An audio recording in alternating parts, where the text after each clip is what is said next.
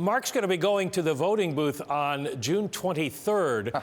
You're going to be making a decision on interest rates on June 15th. How much is Brexit going to influence what the U.S. Fed does? It'll be a factor because you laid it out exactly right. Our meeting's the 15th, and 8 days later is the vote. We're going to have to make an assessment. I'm going to have to make an assessment on June 15th what the likelihood is. And right now, it's a little bit unclear, or it's unclear. Forget a little bit, it's unclear.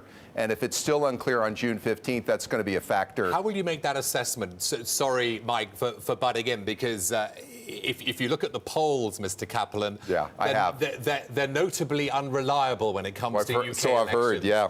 And other elections worldwide. So how will you make that assessment just 8 days before? We'll use, and this has been part of this trip, I've had lots of conversations with people here on how they're assessing it.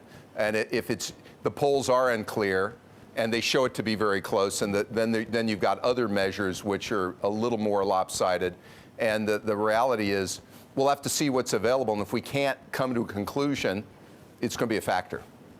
Well, let me follow up by asking you this. From what you've heard while you're over there, should the British vote to leave the European Union, would that have such an effect on the global economy that it would take the Fed out of the game for quite some time?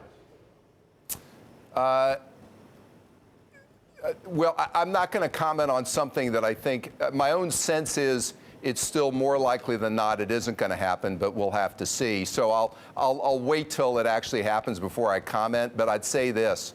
Clearly, there's a whole range of impacts if it did happen, including not the least of which on the UK currency and ripple effects that might have to other countries, impact on flight to quality, and other issues that will create some instability. So it'll be a factor, and we're going to have, if it did happen, we're going to have to take some time to digest it.